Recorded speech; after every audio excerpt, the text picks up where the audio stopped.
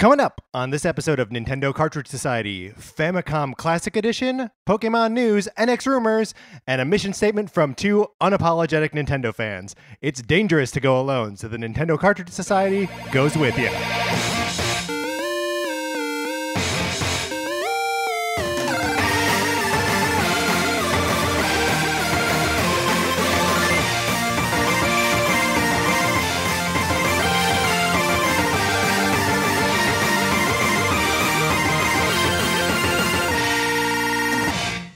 Welcome to Nintendo Cartridge Society. My name is Patrick Ellers, alongside my co-host, Mark Mitchell.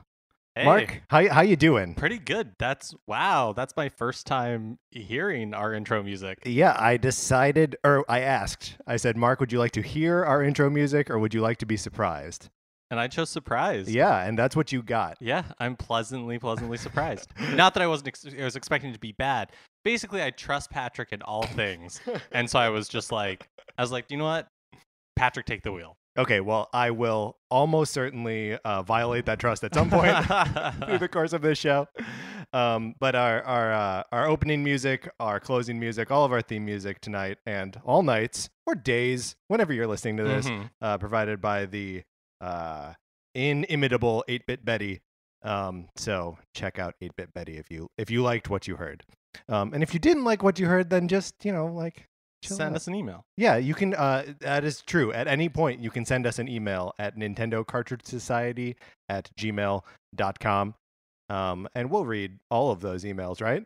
Every single one. Every single one. That is an NCS promise from Mark Mitchell. Absolutely. Right. Put it in the book. Right there in the book. Mark, how are you tonight? I'm actually doing pretty well. Yeah. I feel like for some reason on Mondays, every night, I'm old, Patrick. So every night. Mark, I'm old too. I know, we're old. And so by 8 o'clock, especially when it starts getting darker earlier, yeah. I'm like always eyeing my bed. Like I'm always like, is it time for me to go to bed? And it rarely is. So I'm feeling great tonight. Good. We've got some energy. I think we're ready to talk about some Nintendo things. Mark, have you been playing any Nintendo games this week? Nope, I haven't.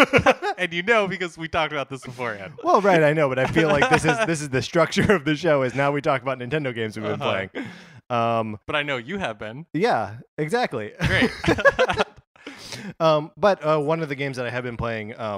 You and I played a little bit together last week, the River City Tokyo Rumble on the 3DS. Yes. The side-scrolling beat 'em up forever, Kunio-kun. I don't actually know. It's the series that River City Ransom is a part of. So yeah, I've been playing that more, and the game is real grindy. Like there's the more like seriously I play it, the more like leveling up I'm doing and just buying items and stuff. And there's almost no way to to distinguish between grinding and like making progress in the game. Do you know what I mean? That like the act of just like beating people up and the act of like taking on the bosses feels the exact same. It's just more punching and running and jumping and kicking. Now, I played it for just a little bit when we were playing together, and to me it seemed very shallow in the sense that, like, if you enjoy these types of games, which I'm not the biggest fan, that it seems like it'd be right up your alley. But to me, it just seemed very, like, everything was the same. And so I'm curious now that you've leveled up more, like, are there more moves? Or... Yeah, so there are, like, I've got more options when I knock somebody down, like what to do with them in that, brief period while they're on the ground. It used to be I would just stand there and push punch a few more times and watch like little numbers fly up. But like being able to throw them into other people or like use them as a shield or anything like that. I still don't feel like I have any handle on like how to play against specific opponents. Like it's mostly just about using my moves and just like having them react to it. It's less like learning patterns or anything like that. How many hours would you say that you've put into it so far? Maybe like 5 or 6, maybe more than that. I've been spending a little bit of time in bars with my girlfriend watching the Cubs games. She's a big Cubs fan, so I'm going to sports bars with my girlfriend so I can play Nintendo. I think that sounds nice. It is nice, but it's a perfect like between drinks, between actually paying attention to the baseball game. It's perfect to like pay attention to in tiny little chunks. Yeah, it feels like it would be, because again, it just seems so like shallow that even if this is like a 10 or 15 hour game, that seems like a long time with the amount of mechanics that are in it. Yeah, I think it would be a nightmare slog to just play the game. Like I will need to be doing something else. I've also been watching some Luke Cage while playing it, and that's a nice like synthesis of like beat 'em up and watching them beat 'em up. Yeah, two things that you only have to pay attention to. That's right. Yeah. Yes. This is two solutions together. It's a fun time. Yes, it's a 2 birds, 1 stone. I guess it's kind of 2 stones, 1 bird. They're like, yeah, there we go. Yeah, 2 stones, 1 bird. You're really like stoning like the crap out of this bird. Like this bird doesn't stand a chance. No, and the bird in this metaphor is boredom. That's right.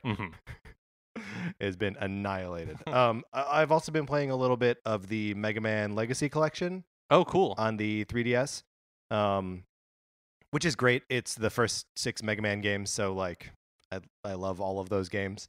I've had it on the 3DS since it came out. That was like a day one download for me. Yeah, you're a big Mega Man head. Yes, sure. We'll say Mega Man head. Yeah. Will and did, and I can't believe I don't have a Mega Man amiibo, and there is one. Yeah, I'm honestly surprised because you have a lot of amiibo. I do. Yeah, and a constantly growing amount of amiibo.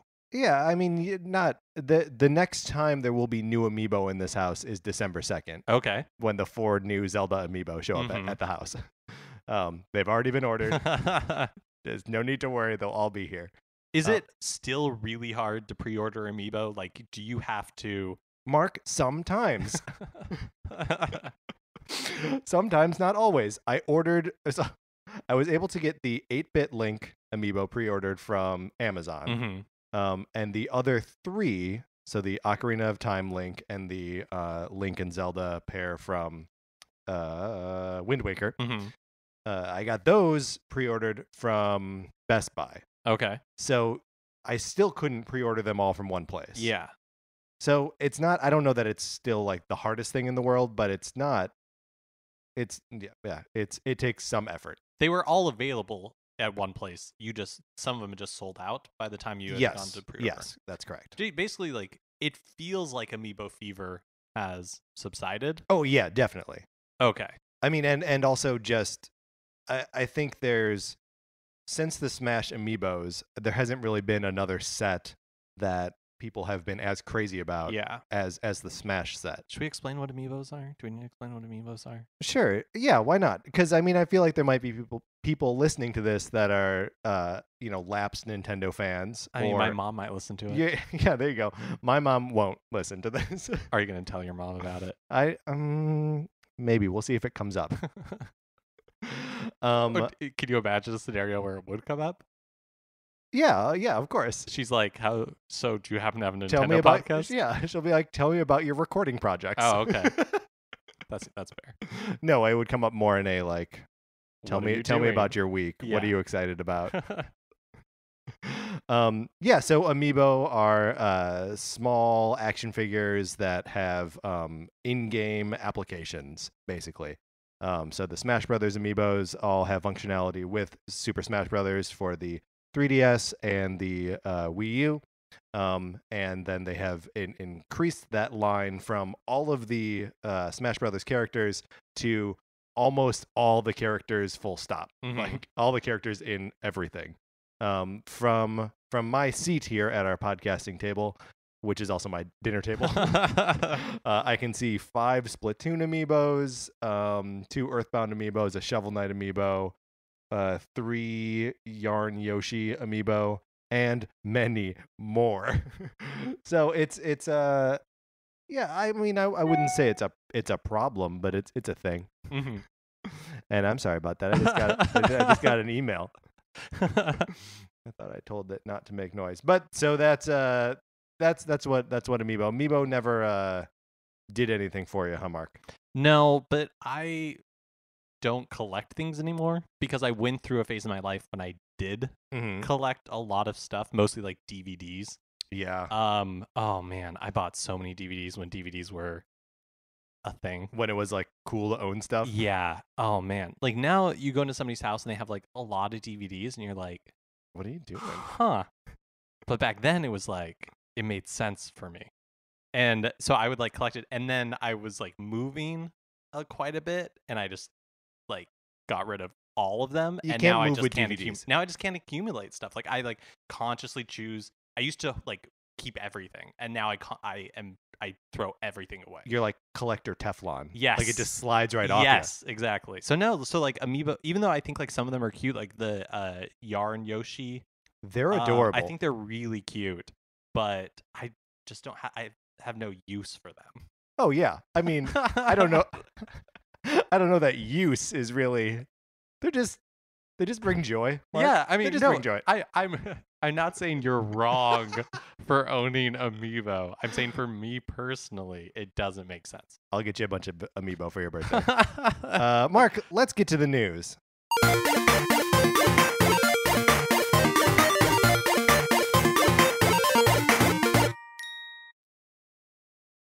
All right. I'm sorry, I'm like speechless after each of these because I haven't heard them. Yeah. And so one, I don't know how long they go.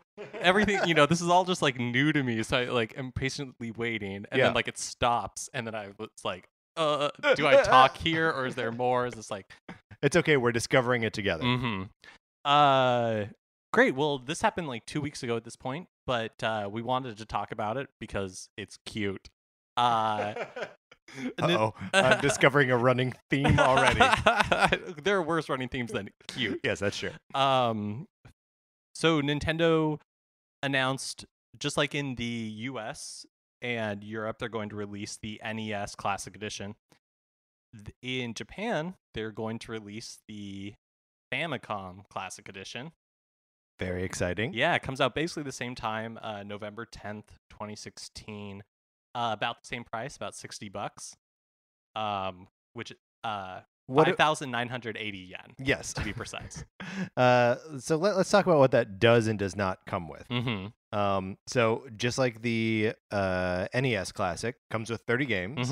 30 games, 30 pretty good Nintendo. Yeah, it's a little bit different for the Famicom. Yeah, there's like 7 or 8 games that are unique to it, and therefore it's 7 or 8 games that it is missing from the NES Classic library. Yeah, it looks like most of the ones that are missing from the NES Classic are like Japanese titles that I'm guessing probably didn't even get a localization here. Yeah, I think that's true for most of them except for like River City Ransom and Final Fantasy 3. Those seem like the 2 big ones. Right, and Final Fantasy 3 we only got like way later. Yeah, I think the DS remake was the first time that came over. But there so some of the other things that are in that box, 2 controllers. 2 teeny tiny controllers. Oh, they're itty bitty because the if you haven't seen pictures of it, just like the NES Classic Edition, the Famicom Classic Edition is like teeny tiny. Fits in your hand. Yeah, and one of the differences between the NES and the Famicom from the 80s is the Famicom came with controllers that were always connected to the console. Hardwired into it. So they could not be disconnected. No, so they replicated that on the Classic Edition, but in order to fit in the little like home that they have in like the little wing grooves. Yeah, for each, that means the controllers have to be like tiny. Teeny tiny. Like they look in like the pictures, the publicity photos, they look a little bit absurd, like uncomfortable to game with. Like they look uncomfortable. Sure. I wonder if they will be uncomfortable. Also, so the original Famicom, the first player controller had the microphone in it. Had a microphone in it that would like pick up.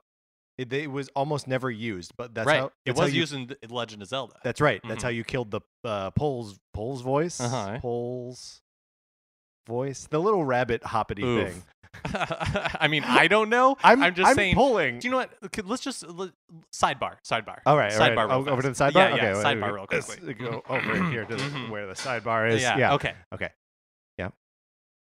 Do we need to explain that we're not Nintendo experts? Well, we're just Nintendo know. fans. We're very strong Nintendo like fans. We love Nintendo, but right. we don't claim to know everything about it. Well, but who's gonna know everything about it? I mean, it's the internet. Okay, all right. So we're not experts. No, we're just like Nintendo fans. I just want to make that clear because like people might be like, "Ugh, these people. Idiots. How can they possibly like Nintendo right. when they can't like name what those enemies are in the Legend of Zelda?" I think Pole's voice was right. No, I'm not saying you're wrong. I'm just saying we had to like work for it.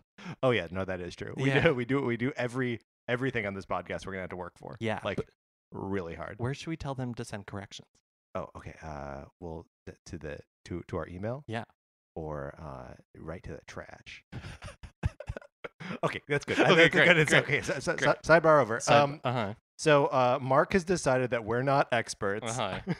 We're just really big fans. We're just big and there's fans. nothing wrong with that. We're like you, except you're listening to us and not the other way around. If you'd like to change that, you can always send us an email at Nintendo Cartridge Society at gmail.com. Again, we'll read all of those. Maybe we'll read yours on the air. It's not really air, but maybe we'll read it. Anyway, do we know if there's a microphone on these controllers? I'm gonna guess there's not. It would be a weird feature to replicate, and I don't think any of the games included require it. And since they're not going to be adding more games to it, it would just seem like a complete waste. The Legend of Zelda is on there, though. The one example you and I had is on the list. Okay, fair. I guess this is a good time to also make it clear that I, Mark, don't make mistakes. Oh, that's right. Any mistake that happens is I've done it. Either Patrick made it or he did not inform me ahead of time for me to do my research, and so that's why I'm making errors. But you're right. I that's a good question. I don't know.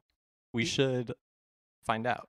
Well, look, that'll be, or we can, yeah. So that'll be the goal for next week. Yeah, is find out. It's good to have goals. Yeah. Whew. So, another thing not included in this package for the Famicom Classic is the AC adapter. Can't plug it in. Nope, that's standard Nintendo at this point. Yeah. In North America is like the only territory where they are continuing to include AC adapters every time you buy something. Yeah, most times that you buy something. I did not get one with my new 3DS XL. Wow. Wow, so even, and the reason they do it, they say, is like, not that it's a cost-cutting measure, that you have them laying around the house so you don't need another one. And I bought another one. For $10, right? $8, but yes. $8, yeah. And I can kind of see the argument for something that you plug and charge. Yeah. And then carry with you. Oh, for sure. Yeah, that makes sense to me. Not including it with something that only functions when it's plugged in, like the Famicom Classic Edition, doesn't make a ton of sense to me because you can't use it. Is it possible that there's part of this we're not understanding and like it can be played not plugged in? No, I don't think okay. No. Okay, again, not experts.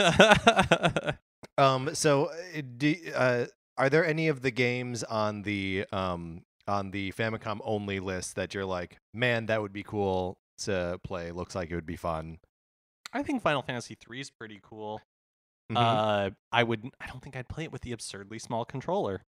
I think it would also be hard to play it entirely in Japanese. Yes. I mean yeah. That could fair. be a problem. Fair. So no, I mean, I think it is very cute looking, but I think that would be the only reason for to import it. I do think that it is missing out on some of the more interesting and exciting titles that are just on the NES Classic. Yeah, like So- Castlevania 2. Well, Castlevania 2 is kind of a mess. Like, I have fond memories of that game, but I don't think I could play it now without a guide, Sure. like at all. But Bubble Bobble, one of the greatest couch co-op games of all time, Mm-hmm. is on there.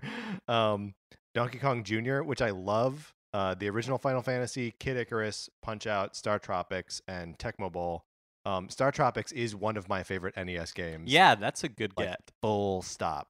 Love that game. So I don't know, for my money, I'm not going to import one of these. Am I? Right. I mean, as I look around at your apartment, Go ahead. not full of, but Right. has amiibo, Right. you know, I could totally see this scene on your shelf, and it would be adorable. All right. Well, you've turned me around on the subject. I'll be ordering one. I mean, I plan to buy the NES Classic Edition. Yeah. And I will 100% play the Mario games constantly. Right. For me, a dedicated Mario machine for $60 is a steal. Yeah, absolutely. Also I don't know if you've seen any like video or stills of the UI, but it looks like cool and kind of quirky and cute. Yeah, and it looks like, completely functional. Yes. Like, you're like, yeah. Hey, so. hey, man. That's all I need. No, all I need is a functioning Mario machine. I'm playing my Nintendo 3DS is not a new Nintendo 3DS. Mm-hmm. It's an XL, but it is slow. Yes. So anytime I see Nintendo with a functioning operating system or UI, I'm like, great. That's a huge step up from where we were like 5 years ago. Yeah, no kidding.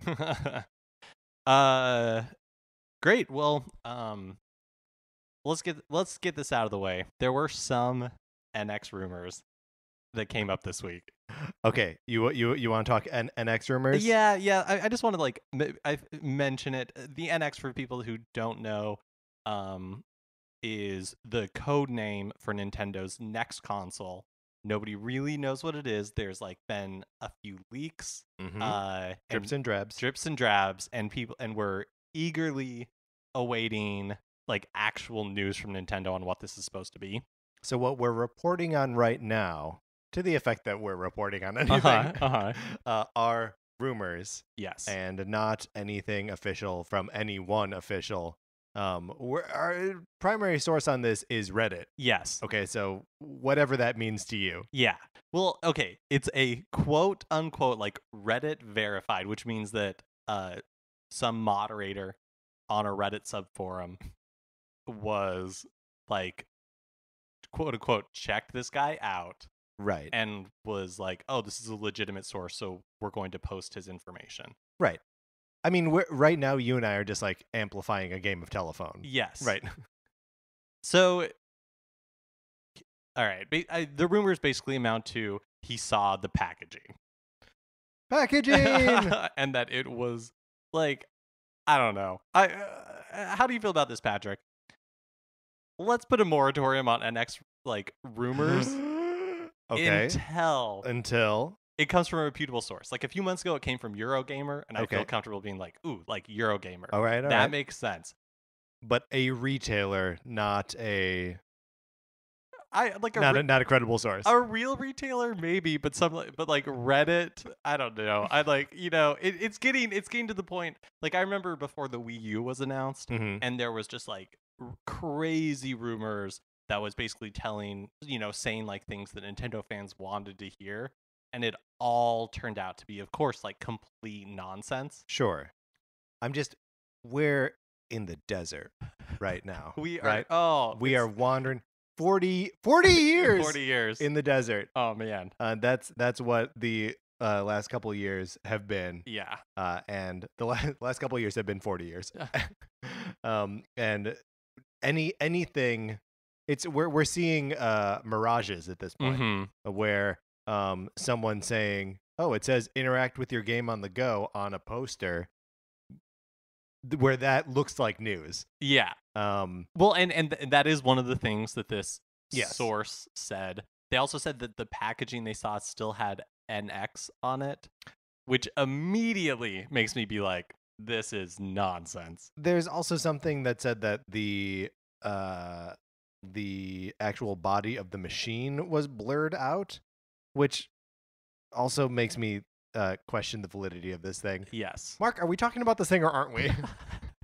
We're talking about it as a catalyst to me saying no Let's not NX talk about rumors until we actually get something from a source that we're like, yeah, that makes sense. Which basically means like Reddit is out. All right. All right. Do we feel good about this? I feel fine about it. I just with the caveat that like, hey Reddit, hey people of Reddit, Yeah. like you're doing the God's honest work. You're trying. You're trying. Yeah. You're gathering lots of pieces of little information. So thank you. But we are not going to discuss your rumors as news from this point forward. Let's talk about Pokemon. Hey, Pokemon Sun and Moon is coming out next month. It's going to be big. It seems real soon, doesn't it? Yeah. But I guess Pokemon's basically become a yearly franchise at this point. Was the remake of... I don't really follow Pokemon very closely. Well, we're not experts, so it doesn't matter. That's right. Okay, yeah, I'll buy yearly franchise, annualized franchise. Yeah, I mean, I think it's pretty close. And so, yeah, it does seem like we're getting a lot of Pokemon. This is a whole new generation, Pokemon Sun and Moon. There's a new trailer came out that showed the first evolutions for the 3 starter characters, and I've got to say, the owl, it's like Rowlet. Yeah, it's like that's my favorite. He's wearing a little bow tie. Mark. Oh man, he's real cute. And have you ever met Taylor? Who writes with us on Retcon Punch? No. Mark and I write on a comic book website, and our friend Taylor also works on it. He looks like a Rowlet. Like, he looks like a Rowlet. Or rather, Rowlet looks like him. Complete with bow tie. Well, my favorite part of the Rowlet's first evolution is that he gets, like, bangs. Yeah. Like, he gets, like, Tobey Maguire in Spider-Man 3, like, emo bangs, and then uses his little wing to, like, brush them back. It away. Yeah, it's great. The other one, like, the cat and the seal. Litten and Poplio. Like, the, I'm not really a cat person. I think the Litten is cute, but I don't think we wrote it down here. I don't know what any of their evolutions are called. But it just looks meaner. Yeah. And that's one of my least favorite features of cats is that they're mean. Yeah. So I don't. Right. Why do I want my kitty cat to be meaner? No. And then the Poplio, which is a seal. Yes. In its first evolution, reveals itself to be kind of a lady. Yeah, it has a dress. Yeah. And like they're accentuating like the eyelashes, doing all the normal like cartoon feminization things. I think it looks cute. Yeah, I think it looks cute. Mark, are you going to play Sun and Moon? I feel like we have to. I mean even outside of this podcast though, like I've been kind of excited about it. Yeah. Do you know what you're going to start? Oh, I'm definitely starting. You're starting Rowlet. Rowlet. Okay. Yeah, for sure. But the biggest news to come out of it is that they're releasing a demo on October 18th, which is next Tuesday. And a week from when this podcast is being released. Yes. And if you finish the demo, you get a special Pokemon. You get an Ash Greninja. Yeah. And it'll transfer to your main game. So that's exciting. I don't know Greninja from like in the context of Pokemon at all. Nope, just Super Smash Brothers. Just through Super Smash. And so I have Greninja. So I have an affinity for that thing. Yeah, me too. And I'm excited to get one. Yeah. I don't know what the Ash variety means. I'm not going to lie to you. I thought it had something to do with the main character of the Pokemon anime. Does it not? Ash. I don't think it does. I think it's like Ash as in like an elemental, like volcanoes, ash and lava or whatever. Yeah, I think so. Yeah, that makes sense. So, I mean, Mark and I are going to hop on this demo when it comes out a week from today. So it'll be like 2 weeks probably before we can actually talk about it on the podcast. Yeah, but just like if you download this thing and are having fun with it and want to ask us questions about it, or even just chime in, you can send us an email at Nintendo Cartridge Society at gmail.com. And then we can all talk about it together and have a great time.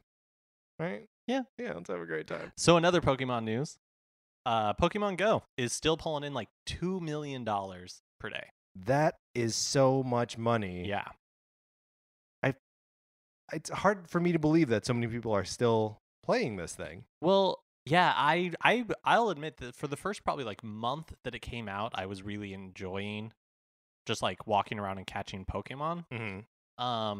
The problem I ran into, and I actually like, I never did a gym.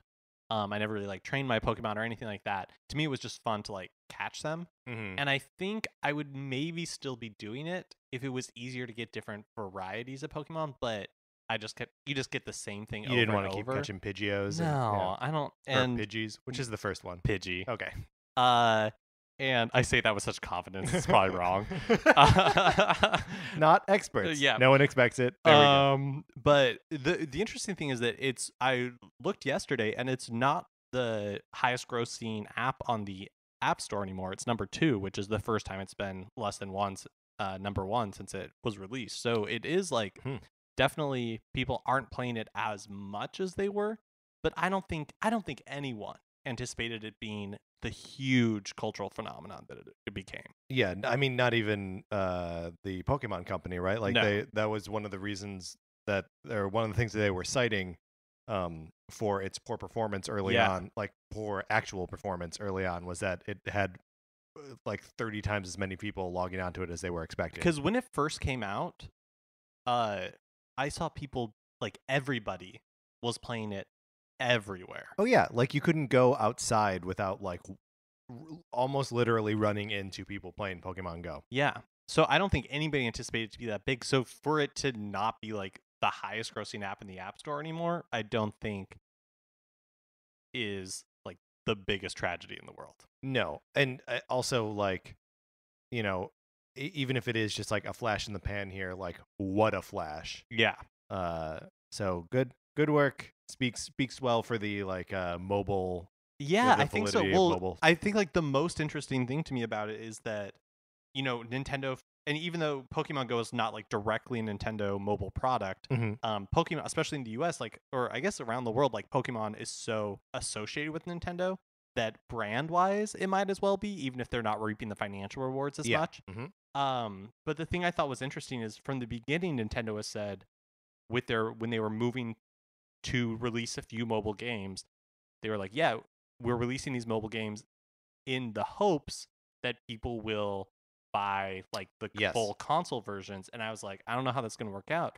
And then Pokemon Go was released, and the next month's NPD report, which is the report for North American like video game sales, showed a huge increase in Pokemon sales, even though there was no new Pokemon title that was out. Right. So I wonder if they're going to, because there's talk of them making, you know, constant improvements to Pokemon Go, but I wonder if they're going to add any of, maybe even just the 3 starters when Sun and Moon comes out. Yeah. You know, like I feel like that would be a fun way to like tease first of all, tease people like back over to the console versions or the handheld versions. But also like if you're a real like Pokemon fanatic, like a reason for you to go back to playing Pokemon Go. Because you're like, oh yeah, I love Rowlet now. Right. I love Rowlet now. I'm gonna catch him. Well, it seems like everything that's in Pokemon Go is the Generation 1 Pokemon. It doesn't look like they did at this anything. point. Yeah. And also, not to bag on them, but Niantic, or however you say it, who's like the actual developer of this game, they've been releasing updates, so like features like so slowly that I think that's partly why the game is not like people aren't playing it as much as they used to, is because you just get tired unless you're like real into it, and there obviously are people who are real into it. But for me as a casual player, it's like, oh, you can't trade, you can't like do any of the things I expect from a Pokemon game. So, and they've said those things are coming, but like we haven't heard anything other than, oh, it'll happen eventually. So I have a hard time imagining that they're going to be able to, in a timely manner, Yeah. like do any sort of integration like that.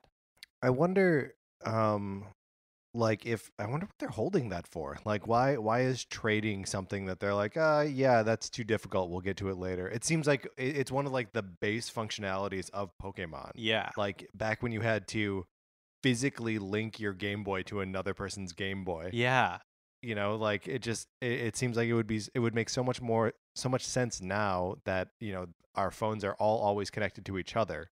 And it just doesn't take advantage of that interconnectivity between phones as much as it does like connecting to, the faceless internet.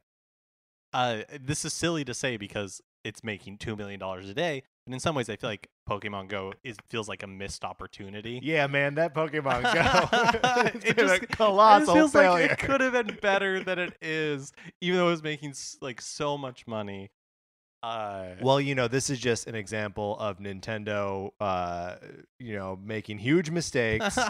Mistakes like letting Luigi run the 2DS factory. Oh man. Okay, so the other big news is that the 2DS, which is kind of just like Nintendo's like quiet, Nintendo 3DS family workhorse. Yeah. Is coming out with 2 new colors, which really all they did was like flip. Yes. So what it was before was the 2DS was red and blue, but on the back, and the face of it was black. And they've reversed that for the holidays, and it's red and blue on the front and black on the back, and it comes bundled with Mario Kart, and it's only $79.99. And Mario Kart 7 is a great Mario Kart. Yeah, maybe the best. Ooh, that's bold. I really like 8. I mean, maybe the best. Yeah, okay. I can hear arguments, yeah, right? It's in like I could hear arguments. It's in like the top 4. Yeah, great. It's better than Double Dash. Yes. There are some Double Dash defenders out there. Well, I know they're insane. Of course. Yeah. I bought my little brother one of these. Not one of these, but a 2DS. Wait, you have a little brother? Yeah. It's okay. We'll talk about it later. But it seems like a super easy, like fun solution for playing 3DS games. And is like a durable, weird little brick that you can just like almost literally throw around. Yeah. And like it's fine. There's no hinge on the thing. No. I mean, I would say if there's anyone looking to like get into any 3DS gaming now, and the thing has a great library, and also it can play all DS games. Yeah. Which means it has the best library. Yeah. Like pick up one of these $80 machines and play Mario Kart. And I think the 2DS form factor is actually the most comfortable to hold. Like, well, you and I are big men, right? We are tall men, so we have. Yeah. Right. I didn't mean you're not fat, Mark. No. Mark, That's not Mark, what I didn't mean you were. Mark, I didn't mean that you're fat. I've just never described myself as a big man. So it just threw me for a second. But I mean, I apologize. So we have big fingers. Yeah, is we my have big point. fingers. Yeah. And the fact that the L and R buttons are on the top of like if the thing were unfolded, if a regular 3DS were unfolded, that they're at the top makes it a lot easier to play. I've been thinking about getting one for my girlfriend. Because she also has very long, spindly fingers. She's a big girl. She's a big girl. Big woman, Mark. But yeah, because at any time she tries to play the 3DS, her fingers get in the way and she ends up accidentally closing it. Yeah, it's like even the XLs are, I don't know, they're not like super comfortable to hold. And I found the 2DS is great. It also doesn't have 3D, which great. Who cares? Yeah. Yeah. So yeah, for $80. Yeah. And goodbye. Everybody should check out the video that Nintendo released to announce this change. It is adorable, and just check it out. Yeah, it's called Luigi Runs the Nintendo 2DS Factory for a Day. Obviously, what happens is he messes it up, but how he messes it up made me laugh out loud at my desk. It's very cute. by myself. It's very cute. Just Yes. like the Famicom Classic Edition and Amiibo. That's right. Well, okay, Mark, that's, I think, rounds up our news. Let's just talk about some new releases for the week. There aren't a lot, but Nope. Again, while we're all hoping for some NX news because game releases are honestly few and far between for Nintendo platforms at this point. yeah. Major releases are Disney Magical World 2 for the 3DS, comes out October 14th Mm-hmm. for $39.99. It's basically Disney Animal Crossing. Yeah, I checked out the trailer. It does look like Disney Animal Crossing. Why does it look so much less charming than Animal Crossing?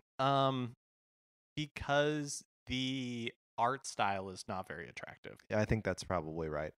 They also put you in a character that looks a little bit more like a me than like a villager. Yeah. Yeah. I don't know. I mean, if you want to visit Frozen Land and Beauty and the Beast or whatever. Yeah. I mean, this is not for big men. Yes, this is not a game for big men. The other game that's releasing on October 16th is for the Wii U, Skylanders Imaginators. And this one, I was trying to find prices online, and maybe you can buy the game by itself if you already have the portal. Yeah, the portal thing. But the cheapest I could find, the starter pack, is $75. That's a lot of money. Yeah.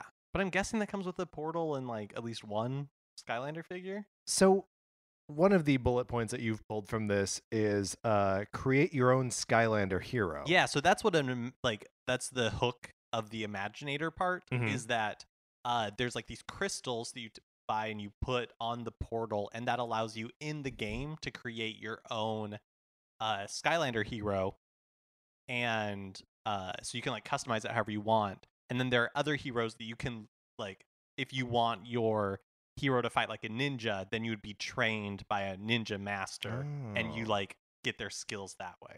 Okay, so I know one of the big hooks of Skylanders is that it's the toys to life thing, right? Yeah. That you have the toys and then they're in the game. I'll argue that's its only hook. Great point. And it's nothing like Amiibo. They're totally different. But is there anything that's lost here in you have this hero, but you can never have a toy of your hero? Is that sort of weird? Yeah, I mean, that's how all the other games are played, is here I have my toy of my hero. And now you can't do it. Right. You just put a weird orange crystal. Right. And then your hero shows up. I mean, I don't know, maybe nobody cares. I mean, it is kind of a bummer when the whole fun of it is taking your toy and putting it on there and then seeing the toy come to life. If I were a kid, I would be way into this, I think. Oh, yeah. And I'm actually Skylanders has had, I mean, it has an animated series, maybe an animated movie. Yeah, Skylanders is big, and it's remained big, and it's interesting to me that Activision has been able to sustain it, whereas Disney got out of the Skylander business. They shut down Infinity, Disney and they Infinity. were see you later. And I don't know if that's Disney Infinity wasn't making them money, or if it wasn't making them enough money, because Disney's Well, it's hard because Disney also got out of the development and publishing game altogether. That was all part of Disney Infinity shutting down, was all part of them being you know what? Maybe actually making the games isn't for us. Yeah. And Disney is a company that's spread so wide. I don't want to say thin, because obviously they've got enough talented people and money to throw at talented people to keep putting out high quality stuff. But maybe just the video game market was too much of a X factor for them, and they were just we don't need to do it. Well, it's interesting to me that Disney in particular they've honestly just wasted so much money over the past 15 years. Yeah. Being okay, we're gonna be into the video game business, and then they decide we don't want to do this, so they get out and they do the licensing thing again, and then 5 or 6 years later they're oh, why are we licensing it when we can just do it in house? And so they buy all of these developers, right? And spend so much money, and then 5 or 6 years later they're wait, why aren't we just outsourcing this when we can just make money off the license? We don't have to pay development costs, which are really expensive. Then they like write all of it off to get out of it, and then I'm just waiting 5 or 6 years for them to be like, all right, let's just. And it wasn't just them. Like in the early 2000s, like like Vin Devi and Universal was huge in it. Like everybody was in it. Everybody got out, and now the only one that's back is Warner Brothers, and they're doing great. Yeah, Warner Brothers is doing great. They have a lot of like strong series, and like they're almost like I feel like they are a well-known and established like video game Yeah, which is publishing. so weird. Yeah, that is weird. But good for them. Good for them. Doesn't have a lot to do with Skylanders. No. So let's move on out of the news here.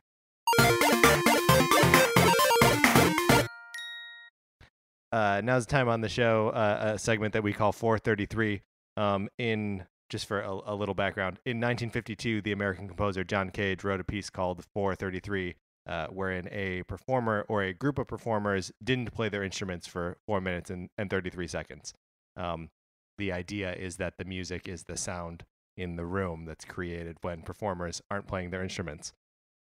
Patrick went to a music conservatory. This is, I mean, arguably, maybe not music. Who knows? But for the purposes of our show, of the Nintendo Cartridge Society, our instruments are talk about Nintendo. Mm-hmm. That's the instrument. Talk about anything that's not Nintendo. No, but what I'm saying is we're going to not play our instruments. Oh, I understand. Our instruments are talk about Nintendo. I understand. So for 4 minutes and 33 seconds, you and I will not pick up our instruments. Mm-hmm. Our instruments, in this case, again, being talking about Nintendo. I'm 100% on board. Good. So we will now commence not talking about Nintendo. Mark, did you have... Yeah, so as part of... I have a PlayStation 4, and as part of PlayStation Plus, you get like free games every month that you can download, and then they're yours as long as you keep a PlayStation Plus subscription. Sometimes a great service. Yeah. I actually feel like the PS3 has much better games for it than the PS4 does. But this month on the PS4 for October was the Resident Evil remake. That was originally released for GameCube. Yes. Recently released in HD and is now available free for PlayStation Plus subscribers on the PS4. And I downloaded it. Yeah. I actually played most of it on the GameCube. When it came out originally? Yeah, and I don't think I did everything that was in the game, like all the bonus stuff that they added, but I like played through the main campaign. Yeah. And so I'm like, oh great, I'm going to replay through it, and I'm having a real tough time. Tell me what is tough about it to you. Is it tank controls? Is that... No, it's not even the controls. Okay. I just kind of find it boring. Okay. I mean, yeah. I mean, I think there is something about like the pacing of, or like, I'm going to say correct pacing, even though I don't like the idea that there'd be something that'd be artistically correct. But like the proper pacing of a horror game, I feel like should be boring for a while. Yeah. Like there should be parts where you're lulled into a sense of like, this is boring, this is fine, I'm not in any danger. Yeah. It's not the pacing to me. Sure. It's just that like, here's the problem. Tell me what the problem is. I think Resident Evil 4 is a perfect game. Okay.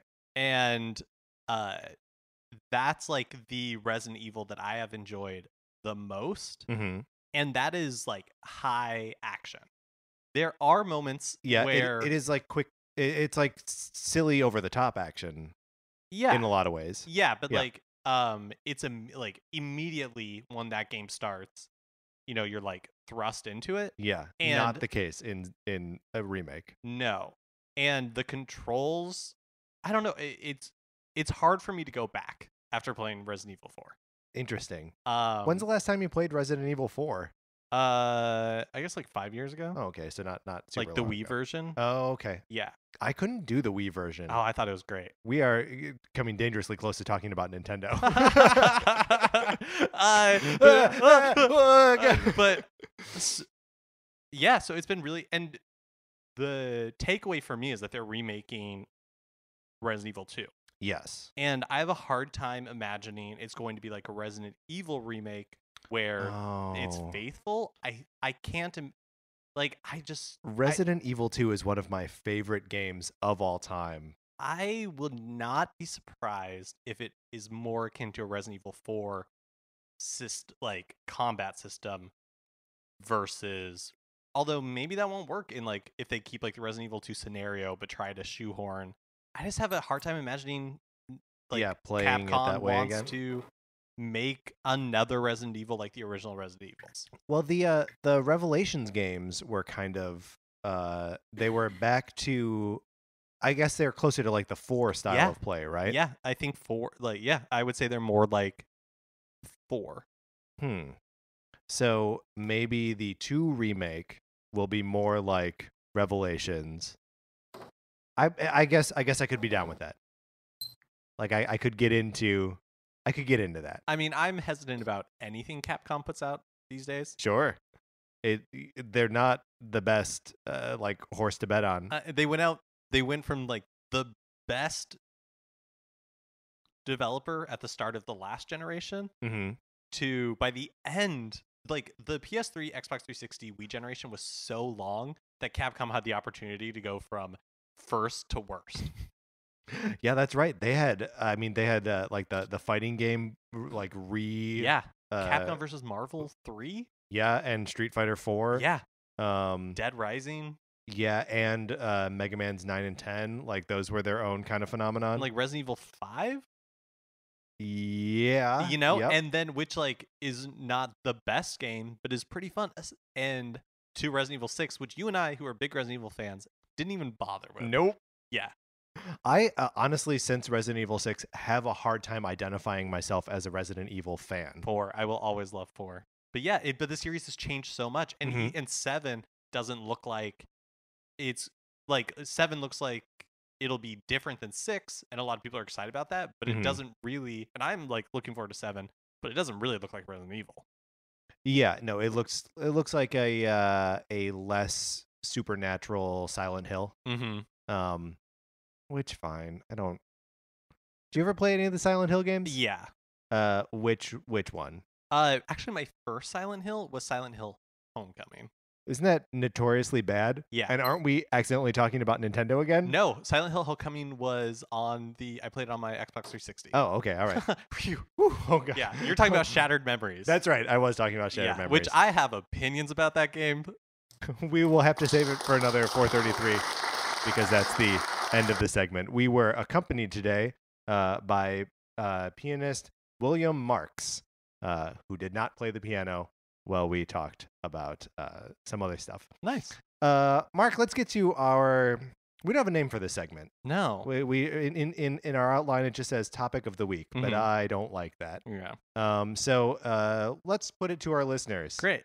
If you've got a suggestion for what... This is just where we talk about a single subject. You know what? I'll say if you have ideas, send them to us at Nintendo Cartridge Society at gmail.com. And you'll have a pretty firm idea of what the segment is after Mark and I do one of them right now. Yeah. Or 2 next week, or 3 the week after. Or hey, like 4. 4 the week after that. Yeah, 5. Who's to say? A month and change from now. So Mark, the topic at hand, at issue, is why would we want to do this show? Why would we want to have a show about Nintendo? Right? Yeah. So let me pose the question to you. What does Nintendo mean to you? Nintendo was, I think my parents got us an NES. I want to say when I was like 5. And so at that point in my life, it would have been my 2 older sisters, me, and then my younger sister. Yeah. And that Nintendo is synonymous to video games for me. Like we were a Nintendo family. The first non-Nintendo console I owned was an Xbox 360. Yeah. So like a decade plus later. Yeah. Long time. So I'm like all my strongest video game memories are Nintendo. Do you remember the first time you played an NES? I assume that was the first Nintendo console it was. And I don't remember, like it's so ubiquitous that It's like I don't crazy, remember right? like the first time. I would go even a step further to say that I don't remember a world before I played an NES game. Yeah, I think that's fair. And that's nuts kind of, Yeah. right? That like our whole lives have this like undercurrent of Nintendo to them. Yeah. There's some like pre-verbal memories probably falling off my plastic green worm in the driveway and getting stitches in my forehead. I remember that. And that was probably happened before I, ever played Duck Hunt. But having a like snowman, like one of those like punching bags things that you like fill it with air and then water at the bottom, so you like punch it and then it falls down and comes back up, and it, like having it pop, and then me What? like and so me being covered in water. Those pop? Apparently. Were you stabbing it? I don't think so. Yeah, sure. These are pre-verbal memories. Yeah, that's right. Yeah. And so like Nintendo is video games Yes. to me. Yeah, I would say that is true for me as well. That like, I suppose my first. Well, this is maybe embarrassing. My first non-Nintendo console was it the Sega Dreamcast? That's not embarrassing. People love the Sega Dreamcast. People do love the Sega Dreamcast, but like it's one of those things that you love but is embarrassing. Yeah. Like I can't think of another example. Sega Dreamcast is probably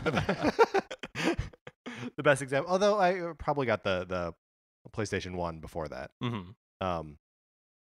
But yeah, up until I bought the Super Nintendo with allowance money. Did the same with the Nintendo 64. I remember going to like waiting in line outside the Target the day that the Nintendo 64 came out, and like rushing in with I had my dad with me because I was like 12 or something, and walking in with all the other people that were going right to the electronics section.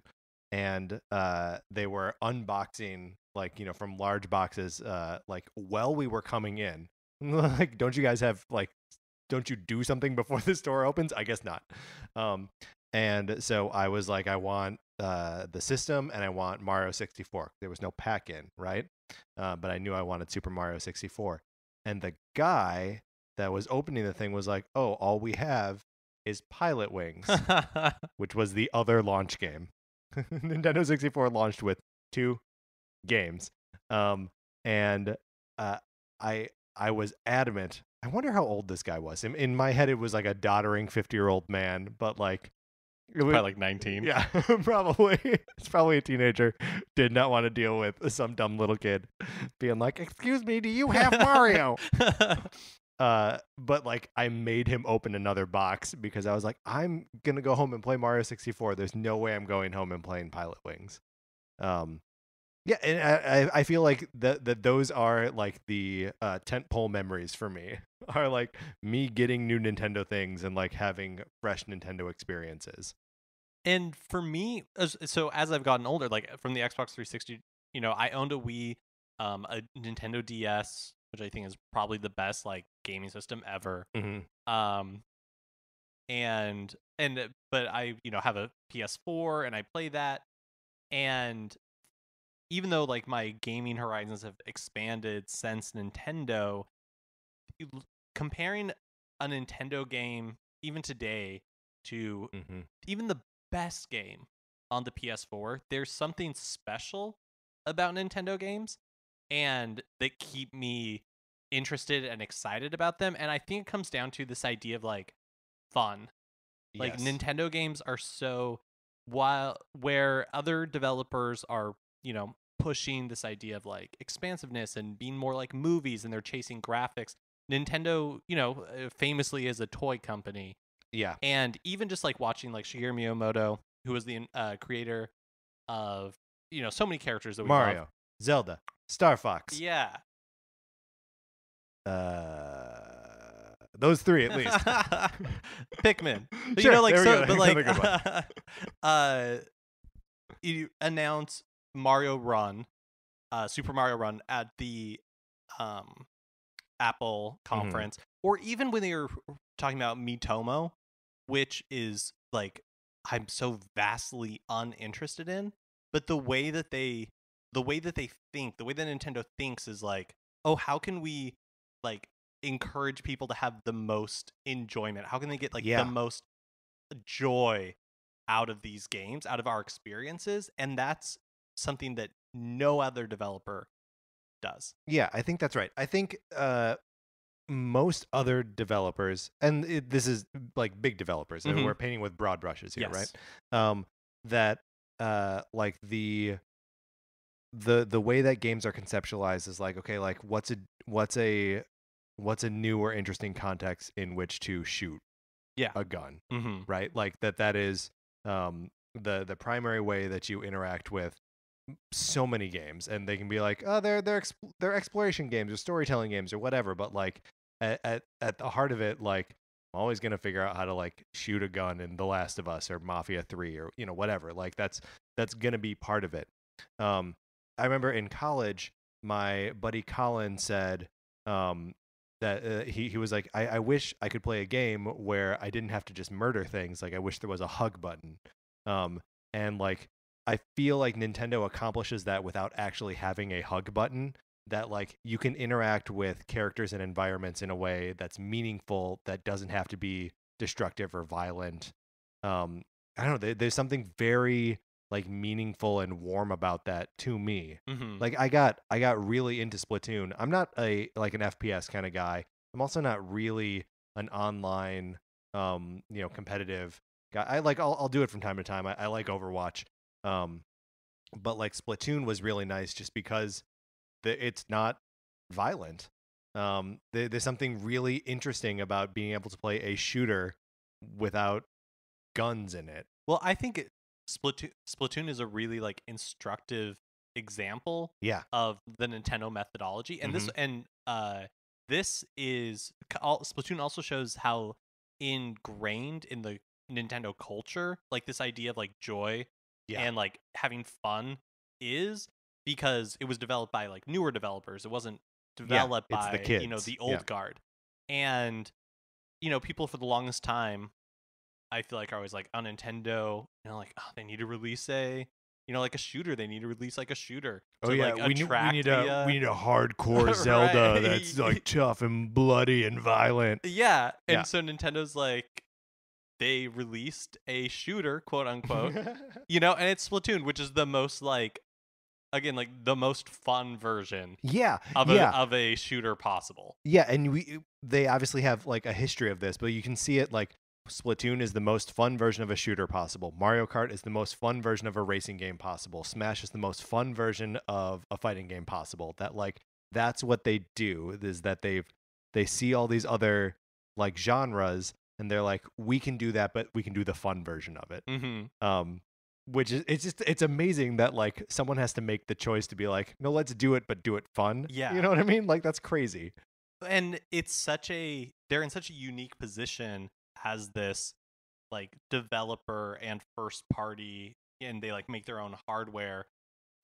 It's also where they've run into problems. Yeah. Because even no matter how big Nintendo gets, without third party support, they just, no matter how big they get, they don't have enough developers to be releasing a game of Nintendo caliber every month. Right. Well, it's just not possible. And I think it is possible that like the audience for like the Nintendo fan audience maybe isn't shrinking, but I don't think it has quite the same. I don't know. I feel like there's a lot of nostalgia. One of the things that you and I talked about when putting the show together is that we didn't want it to all lean on nostalgia. We wanted to talk about new things, or things from just the last couple years, in addition to our memories of popping a snowman. that like we can do the whole like course of our lives with this thing.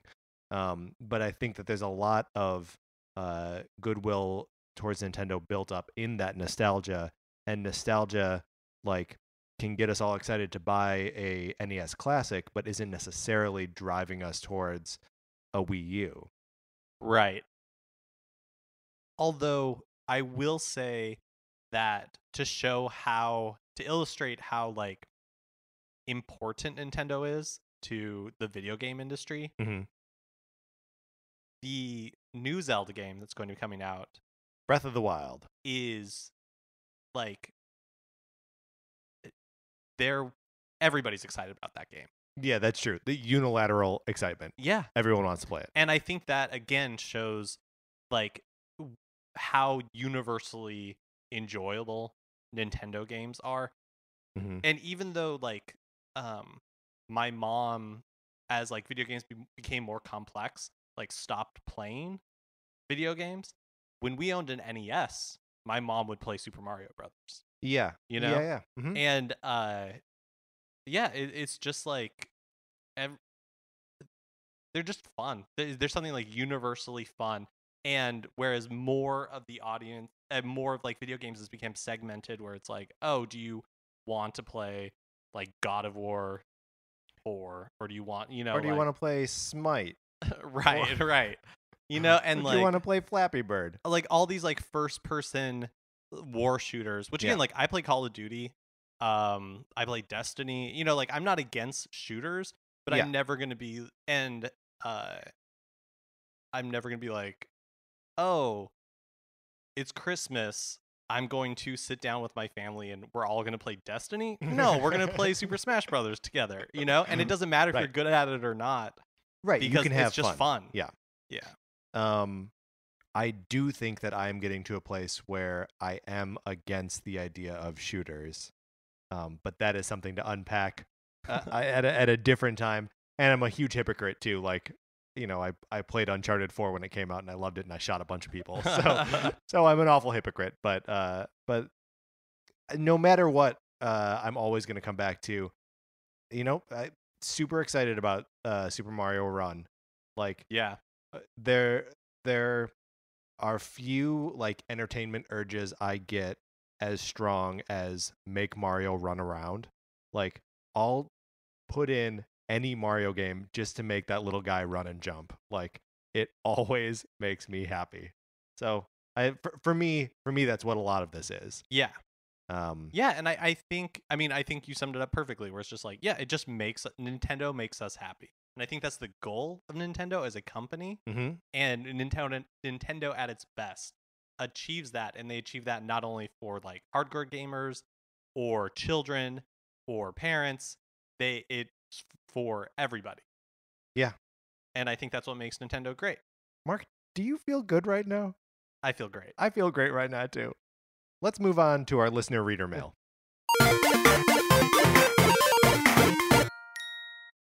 Okay, so full disclosure, this is the first week that we're on, so I had to solicit listener reader mail. Listener reader mail or reader listener mail? I'm okay with either. Okay. It will alternate between them just freely at will. So our first email ever, Pete from Milwaukee wrote in, just like you can, of course, Nintendo Cartridge Society at gmail.com. Thank you. Pete says, "Hey guys, longtime listener." Good joke. Longtime listener, but I'm surprised I haven't heard you talk about Metroid on the show yet. I'd like to know, if you had it your way, where would you take the series on NX? So he has some follow-up questions here, maybe to guide where we would take Metroid, given our druthers, on the NX. But first, just quick, what is your experience with the Metroid series? Super Metroid is amazing. Mm-hmm. I think Metroid Prime 1 and 2 are great. Yeah. I think 3's a really darn good game, but not quite like up there with the first two. Do you find that mostly because of the like story elements or because of the controls? Actually, I would say to me it just felt like more of the same. Sure. Which again is not a bad thing, because the Metroid Prime games are pretty amazing. Yeah. But especially the boss battles to me just felt like, sure, they were lacking that magic. Yeah. But it's by no means a bad game. Yeah. And then I did play Other M. Oh, I have not played Other M. So I played Other M, and there are some really awful, just misguided mechanics in that, like first person moments where you have to shoot, like when you want to shoot like a missile, Yeah, it you turns point to the like thing at the first screen. person. Yeah. And then there's some just terrible, like I cannot stress enough how awful there are a few like moments where you just have to like pixel hunt, where it's like, What? yeah, where like it's like first person and it's Uh-huh. like, oh, like you have to like find like an element or like something to talk to or like something like that, or like something that's like a miss, and it's literally just a pixel hunt, and I despised that part of that game. Okay, so we can assume that your version of Metroid on the NX is all pixel hunting? And the story, of course, of Other M is like really terrible. The actual gameplay, some people hated, Mhm. and it is very, it kind of plays itself Sure. in a lot of aspects. But I didn't think it was completely without merit. Yeah. How about you? Just in general, Yeah. I adore the 2D Metroid games. Super Metroid is probably my favorite game. Period. Oh, the Game Boy Advance. Yeah, the Game Boy Advance ones are really, Really good. good. Zero Mission and Fusion. I just Yeah. recently replayed Fusion. Great game. Yeah. I had memories of it being like a little hand-holdy in the way it walks you through and like points you to different parts of the space station, and it does do that. But I realized that I was becoming like too reliant on it. Mhm. I finished the game at like 27% completion. Like I was like, oh, maybe I need to not let the game tell me what to do so much. Maybe I should explore.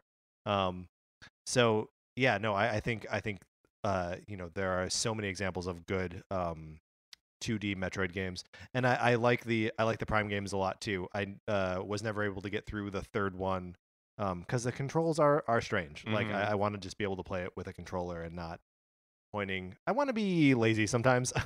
I don't want to always Yeah. be pointing something at I the mean, I screen. feel like that was a problem that a lot of Wii games Yeah. had, where like same with Twilight Princess, where it just felt like a little. Yeah, and the Skyward Sword as Mhm. well, where like that's another one I never got through just because like sometimes I want to be like laying down on the couch. I don't want to have to like stand and readjust. Just to here are some of Pete's guiding questions here. Would you make the gameplay more like Prime or Super? Where would you fit it in the chronology? What would the plot be? Any ideas for unique or new power-ups?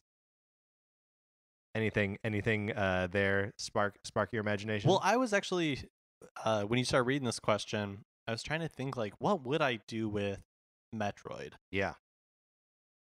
And I think part of the reason Nintendo hasn't released a new Metroid game is because they don't really, as like weird as this sounds, because people consider a lot of what Nintendo does to just be like iterations on the same thing. Yeah. I feel like they don't really like to repeat themselves. I think that's right. There's, because they could be pumping out Super Mario Galaxy games for an eternity. Well, yeah, I mean, and right, and they only did the pair of them. Yeah. And the second one is such like a riff on the first one that it's almost like a lost levels to the first one. And so I'm thinking like by Metroid standards, it's like, sure, they could put out another Metroid Prime and it would be great. Right. They could put out another Super Metroid just not game. a squad-based one on the 3DS. Right. Okay. Like they could put out a Like a Super Metroid mhm. like type game and it would be great. But I think, especially since as Metroid has become more and more like niche, Mm-hmm. I think they look at Metroid, and I think Star Fox has the same problem where they're just like, I don't know how to do this anymore without just doing what we've already done. Right. So I think that is for me. I would do two things. So the Metroid games have like a kind of history of being. I'm gonna say they have a history, but maybe they don't. Maybe I'm a liar. But like that there's an element of pairing to them. That Fusion and Prime came out basically together, and you could play through Fusion and link it up with Prime and wear the Fusion suit in Prime. Maybe it was Prime 2. Something. but I like that idea of like marrying like an older aesthetic of the game with a newer one. So I would want to do like, and maybe the distinctions between portable and home console are going to be obliterated here in a couple months anyway. But like I like the idea of having like standard 2D Metroid that is not a huge game, but something that you can wipe out in 5 to 7 hours. That just plays like a regular Metroid game. By a regular Metroid game, because for a lot of people, a Yeah. regular Metroid game at this point is Metroid Prime. Sure. I guess I mean the 2D, more exploration based, and like and then use the like console version to be something different. And this is where I'm taking the cop out answer of of I don't know what it would be. But I like the idea of taking Samus. So this is like in terms of like story and setting, like taking her to like the end of her career. And making her like a really hardened, really cool, like beat up by the galaxy. Right. She's like Ripley by the end of the Alien series. Yeah, I think that's something that I think we need as like an antecedent for Other M, where she's like infantilized. I want her to be a strong, like beaten down, weathered hero. So I don't really know what form that takes. Do you have any thoughts on where you would take the series? Plot wise, I think it'd be cool if you kind of like reverse it, because at this point, I mean at this point, Samus has like she's helped the Metroids so much that it'd be cool to have her be like hunted by other bounty hunters. Okay, how about this? Okay, I'm listening. How about we're basically putting a Metroid skin on Harvest Moon. Okay. And she's protecting and growing new Metroids. I love it. This is what it is. And you romance other Metroids. Other Metroids? Great. And since Metroids, as far as I can tell, have no gender. Sure. Yeah.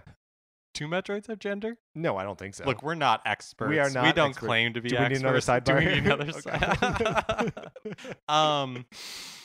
Yeah, but I do think that's the dilemma. It's the same dilemma that Nintendo has with like F-Zero, with like so many of these, especially these, and especially when their developer resources were so thin. They're like trying to develop for 2 different platforms, and it's basically them and not really anybody else. I think they're like looking at it and they're like, well, we don't really have a fresh idea for Metroid. We tried Star Fox and people did not like that. We should play Star Fox together sometime. Yeah. Because I have it and I don't want to play it by myself. And I think that points to the kind of, reputation that game has. And, like... But that game is like splitting the difference. It's like half trying to do something new and half like hard committing to the past. And I think that they should just be able to like literally split the difference and be like, here's the type of game that, is what you remember. Give it to the Axiom Verge guy. Right. Let him do a new Metroid game. Take the fast racing Neo people and tell them you can have the F-Zero franchise, and then when Nintendo or like R&D does their own game, that it's a twist on it. Like I think that like the franchise service and experimenting with the franchise can happen simultaneously, and I don't know why they don't do that more. Yeah, I think Nintendo's so protective of their IPs. They've only recently started, and very carefully, and mostly to just Japanese developers, like with the Zelda like Minish Cap and the Oracle games. No, sorry, the Wii U one that came out, like the fighting game that's also on Hyrule Heroes? Hyrule Warriors. Yeah, like and how Super Smash Brother development, was like partially done with Tecmo. Like Namco. Bandai Namco. Bandai Namco. Not Tecmo. Tecmo. Not Tecmo. But like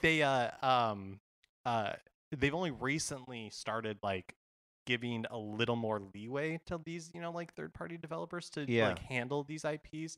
And I do think it's Nintendo realizing we can't do it entirely on our own. But Nintendo also as a company, they don't like giving fans what they want.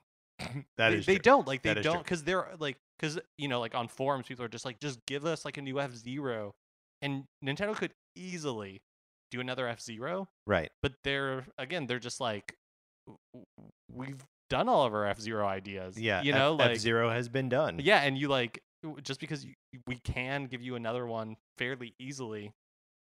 See, but we're I not think going to. I think that's the case for letting smaller studios play with those IPs. Yeah, but Nintendo has to get to the point, to be like, okay, just giving their IPs up and just being like, okay, we'll be here, but you kind of do your own thing.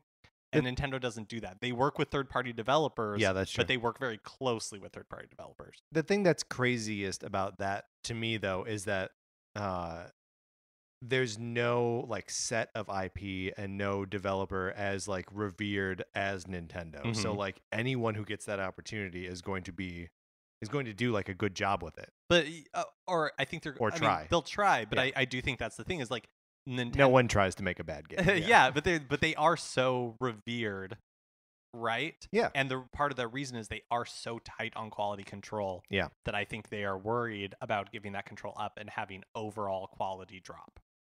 So, Pete, to answer your question, we don't know what to do. We don't know what to do with Metroid. I mean, sure, like, would I love to see another 2D side-scrolling, like Super Metroid type game? Absolutely. Would it be fun to play another Metroid Prime? Totally. But I want to see it go somewhere totally new. Yeah. I mean, I think that's an example of just giving the audience what they want, and again, Nintendo doesn't do that. Yeah, Nintendo doesn't play that. No, Nintendo don't play that. I started to do do right, and then you backed down. Then I backed down. Mark never back down. So if you have any questions that you'd like to hear Mark and I discuss like that, you can always email us at Nintendo Cartridge Society at gmail.com. So I think that's going to do it for this episode of Nintendo Cartridge Society. You can follow us on Twitter at NinCart Society. It has to be a little bit smaller on Twitter. And check out the Facebook page, which is currently empty, but we'll put something in there, and that's just Nintendo Cartridge Society. If you have a second and you would like to rate and review us on iTunes, that helps out the show. And while you're there, you can check out some of the other great content on What's a Creative. It's the podcast network that we're a part of. We're proud to be part of that, and there are other good shows, so you should check that out as well. Olivia Duncan made our logo. Our theme music is provided by 8-Bit Betty. As I said before, you can find more 8-Bit Betty on 8bitbetty.com, or you can hear a ding from my computer, or we can just hit a little bit more 8-Bit Betty right now. For my co-host Mark Mitchell, this is Patrick Ellers saying thanks for listening.